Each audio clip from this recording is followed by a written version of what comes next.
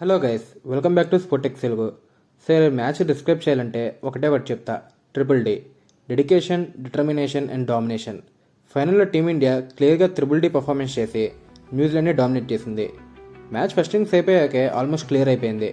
255 target ఫైనల్లో చేయడం almost impossible task అనే చెప్పొచ్చు. అది కూడా ఫైనల్ ప్రెషర్లో అంటే ఏదో ఒక మహా అద్భుతం జరిగితే తప్ప ఈ టార్గెట్ చేయడం కష్టమే. ఇండియాకి ఈ టోర్నమెంట్లో కలిసిన విషయం ఒకటి టాస్. బట్ ఈ మ్యాచ్లో న్యూజిలాండ్ ఎక్కడో చిన్న మిస్టేక్ అయితే చేసింది. వాళ్ళు ఫస్ట్ బ్యాటింగ్ చేసి 185 to 180 రన్స్ చేస్తుంటే సిచ్యువేషన్ కొంచెం డిఫరెంట్గా ఉండేది. ఎందుకంటే ఈ పిచ్లో డ్యూ లేదు. డ్యూ రాదని బోత్ టీమ్స్ కెప్టెన్స్కి కూడా తెలుసు. సో ఫస్ట్ బ్యాటింగ్ చేస్తున్నప్పుడు టీం మీద ఎలాంటి ప్రెషర్ అయితే ఉండదు, ఫ్రీగా ఆడతారు. బట్ చేసింగ్ చేస్తున్నప్పుడు మాత్రం స్కోర్ చేయాలనే ప్రెషర్ ప్లస్ ఫైనల్లో మ్యాచ్ ప్రెషర్ రెండూ కలిసి ఉంటాయి. అందుకే ఇండియన్ కెప్టెన్ సూర్యకుమార్ యాదవ్ కూడా మ్యాచ్ ముందు టాస్ గెలిస్తే బ్యాటింగ్ చేస్తామని చెప్పాడు. అండ్ టీమ్ చేంజెస్ చూస్తే న్యూజిలాండ్ సైడ్ జాకబ్ డఫీని టీంలో తీసుకున్నారు. ఇండియా మాత్రం అన్చేంజ్ టీంతోనే వెళ్ళారు. బ్యాటింగ్ స్టార్ట్ చేసిన ఇండియా ఫస్ట్ ఓవర్స్ కొద్దిగా స్లోగానే ఆడారు. ఫస్ట్ ఓవర్ మ్యాట్ హెన్రీ చాలా మంచిగా వేశాడు. బట్ థర్డ్ ఓవర్లో మిచెల్ శాంట్నర్ జాకబ్ డఫీకి బాల్ ఇచ్చాడు. అక్కడి నుంచి ఇండియన్ బ్యాట్స్మెన్ ట్రీట్మెంట్ స్టార్ట్ చేశారు. డఫీ వేసిన ఓవర్లో 15 రన్స్ వచ్చాయి. నెక్స్ట్ ఓవర్ లాకీ ఫెర్గ్యూసన్ బౌలింగ్కి వచ్చాడు. ఆ ఓవర్లో అభిషేక్ శర్మ అండ్ సంజు శాంసన్ ఇద్దరు బౌండరీస్తో అటాక్ చేశారు.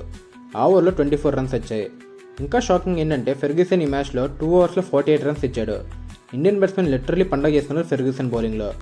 బట్ క్రికెట్లో అంతే, ఎంత పెద్ద బౌలర్ అయినా ఒకరోజు ఆఫ్ డే ఉంటుంది. సో ఫెర్గ్యూసన్కి ఈరోజు అదని చెప్పుకోవచ్చు. కానీ కెప్టెన్సీ డిసిషన్స్ మాత్రం చాలా పూర్గా ఉన్నాయని చెప్పుకోవచ్చు. హెన్రీ ఫస్ట్ ఓవర్లో సంజు కొంచెం స్ట్రగుల్ అయ్యాడు. నెక్స్ట్ ఓవర్లో కూడా రన్స్ రాలేదు. అప్పుడు హెన్రీకి ఇంకో ఓవర్ ఇచ్చుంటే ప్రెజర్ క్రియేట్ అయ్యి వికెట్ ఇచ్చుండేదేమో. ఇలాంటి చిన్న మిస్టేక్స్ చాలు ఇండియా లాంటి టీంని మ్యాచ్లోకి తీసుకురావడానికి. ఇంకా చాలామంది అభిషేక్ శర్మ ఫామ్లో లేడని క్రిటిసైజ్ చేశారు. కానీ ఫైనల్లో అభిషేక్ శర్మ స్ట్రాంగ్ ఇన్నింగ్స్ అయితే ఆడాడు. ముందే చెప్పాను కదా ఒక వీడియోలో, అభిషేక్ లాంటి ప్లేయర్ టీంకి చాలా వాల్యూ యాడ్ చేస్తాడని. మరి సంజు శాంసన్ గురించి ఏం చెప్పాలి బ్రోస్? ఒక టైంలో స్క్వాడ్లో ఉంటాడా లేదనే డౌట్స్ ఉండేవి. స్క్వాడ్లో ఉన్నాక ప్లేయింగ్ లెవెల్లో ఉంటాడా లేదనే డౌట్ ఉండేది. కానీ ఎప్పుడైతే జింబాబ్వేతో మ్యాచ్ ఆడాడో ఆ తర్వాత తను ప్రూవ్ చేసుకున్నాడు. జింబాబ్వేతో క్విక్ స్టార్ట్ ఇచ్చాడు. అండ్ తర్వాత వెస్టిండీస్ అండ్ ఇంగ్లాండ్ మ్యాచెస్లో కూడా ఇలాంటి పర్ఫార్మెన్స్ చేశాడో మనం చెప్పుకోవసం లేదు. అండ్ ఇప్పుడు ఫైనల్లో కూడా మంచి ఇన్నింగ్స్ అయితే ఆడాడు. ఈ టోర్నమెంట్లో సంజుకి మంచి 80s అయితే ఉన్నాయి. కానీ అన్ఫార్చునేట్గా సెంచరీ మాత్రం మిస్ అయ్యాడు. ఎందుకంటే టీం కోసం ఫాస్ట్గా రన్స్ యాడ్ చేయాలని ట్రై చేసి అవుట్ అయ్యాడు. అండ్ ఇషాన్ కిషన్ గురించి చెప్పాలంటే తను ఆల్మోస్ట్ అవుట్ ఆఫ్ సిలబస్లో స్క్వాడ్లోకి వచ్చాడు. కానీ వరల్డ్ కప్లో అవుట్ స్టాండింగ్ పర్ఫార్మెన్స్ అయితే ఇచ్చాడు. సో టాప్ 3 బ్యాట్స్మెన్స్ అందరూ 50+ స్కోర్స్ అయితే చేశారు. అండ్ ఆ టైంలో స్కోర్ చూస్తే 260 to 270 ఈజీగా రీచ్ అవుతుంది అనిపించింది. కానీ జిమ్మినేషన్ వేసిన 16th ఓవర్లో సంజు, ఇషాన్, సూర్య ముగ్గురిని క్విక్గా అవుట్ చేసి మ్యాచ్ను కొంచెం బ్యాలెన్స్ చేశాడు. ఎస్పెషల్లీ సూర్య వికెట్ అయితే రచిన్ పట్టిన క్యాచ్కే ఇవ్వచ్చు. అండ్ అప్పుడు స్కోర్ చూసుకుంటే 235 to 240 మధ్యలో ఆగిపోతుంది అనిపించింది. కానీ లాస్ట్ ఓవర్లో శివం డూబే నిషం బౌలింగ్లో 24 రన్స్ కొట్టాడు. అక్కడి నుంచి మొమెంటం మళ్ళీ ఇండియా వైపు తిరిగింది.